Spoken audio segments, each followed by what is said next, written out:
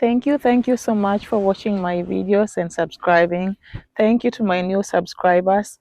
This is where I live in Norway, west of Norway. I live in a place called Tengvoll, and it is in district of More or Gromsdal. And we have a lot of mountains. Mountain is everywhere in Norway, water everywhere. So this video today I'm filming while walking outside, and we'll just let you know why I moved from Sweden to Norway, even though I was doing well in Sweden. Yes, so once again, thank you so much for watching. Thank you so much for sharing my story and subscribing. Yes, as you have watched my previous videos, now you know that I lived in Sweden for 2 years. And during that time, I was working, and I had friends. I had gotten used to the Swedish system, and everything was flowing so well for me. Also, I was living in Gothenburg. Gothenburg is the second city of Sweden. And in Gothenburg, there are so many foreigners, so you cannot feel so lonely like if you're moving in a countryside of any Scandinavian country. So moving to Sweden was not something we had planned before. So moving to Sweden was just a gate pass for me to get my way to Norway. And as we were there, those 2 years, I was waiting for my family reunification visa. And once I got that, we had to move to Norway because also we wanted to start our family, grow our family. And while doing that, we saw it better to move close to my husband's family who lives in Norway. Yes, because if you have children here abroad and you are all alone, it can be hectic.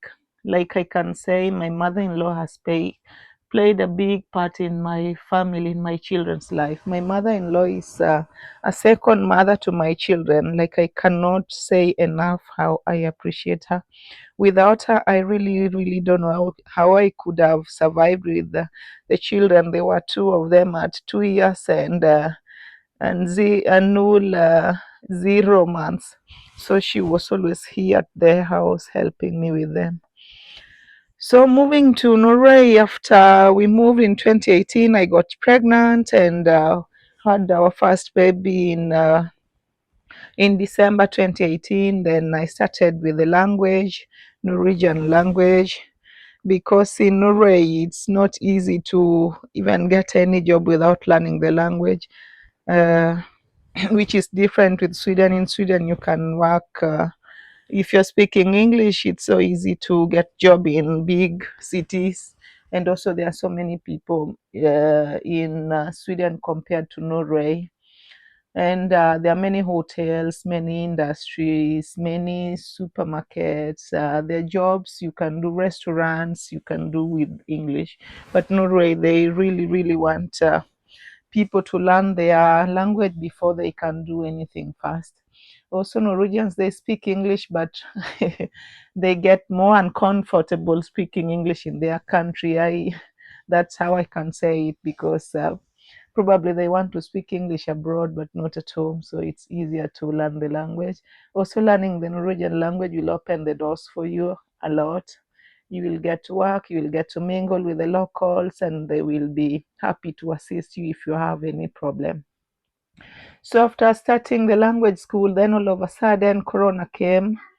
So the world was closed, as you all know, and that took a while. As we were home, we decided I can just me and my husband, we mutually decided to have a second baby, and our second baby came 2021, and after that I went back to learn the language again. And during that time I had done Norwegian exams to A2, and I tried looking for job, and let me tell you, in two places I did not get a job.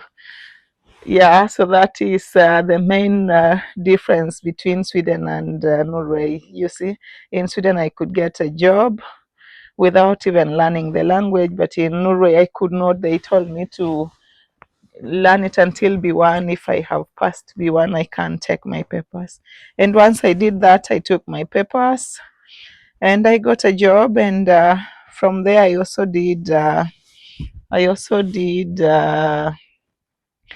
driving lessons. And let me tell you, it's not easy learning driving here in Europe. Also here they drive on the right side. My country Kenya, they drive on the left side, so there was a difference there. And learning theory, oh my god, it's like you're studying for exams. It's quite difficult, it is, but I passed it with one sitting. And after that, life became so easy driving here abroad, especially if you live in the countryside. You need to drive. There is no any way. The buses here comes. Now you cannot rely on the buses. It's quite difficult if you live in the countryside. So through that, my life became so easy, and I got a job. I was working part time. I could drive the children to the daycare, and also I started going to school. I was learning. I took a course on healthcare, which I did for 2 years, and after that, I got more interest, and I would like to further my education even more. So I've taken 1 year bridging so that I can get to university, and hopefully after summer this year, I will join the university. So yes, one thing I will tell you about Norway: it can be lonely. It's so cold, and social life here is next to none. Everybody minds their business. It's quiet.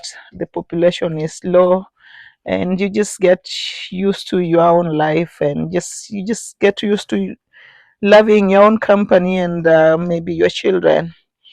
But one thing I'll tell you: if you get opportunity to come to Scandinavia or Norway, don't waste it. Grab it with all your hands. It's better live in a country with financial stability than live in a country like mine where I could not find a sustainable job that could pay me reasonable salary.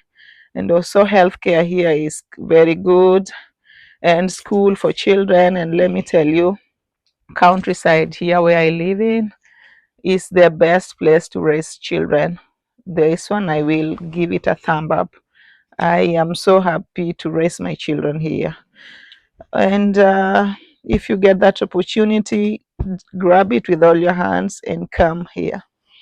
Thank you all for watching, and I will be doing more videos about Norway, talking about healthcare, education, jobs, and just getting to know you and you getting to know me. And let's interact on the comments. If you live in Norway, let me know how it is for you, how it was to get here. And yes, let's meet on the next video. Thank you so much for watching. Subscribe, like, comment. Bye.